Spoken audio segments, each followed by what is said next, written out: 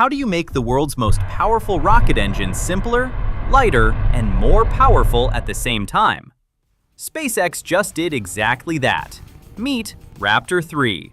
Raptor 3 is SpaceX's next-generation engine for Starship, the most ambitious rocket ever built. It burns liquid methane and liquid oxygen using a process called full-flow staged combustion.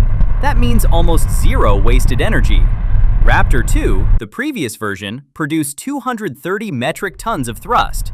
Raptor 3, 280 metric tons. That's a 21% jump in raw power. But here's what makes it truly remarkable. Raptor 2 was covered in pipes, cables, and protective hardware on the outside. Raptor 3 has almost none of that. SpaceX built all of that complexity directly inside the engine itself. No external heat shield, no fire suppression system around the nozzle. It looks like a sculpture, but it performs like nothing ever built before. Raptor 2 weighed 1,630 kilograms. Raptor 3 weighs just 1,525.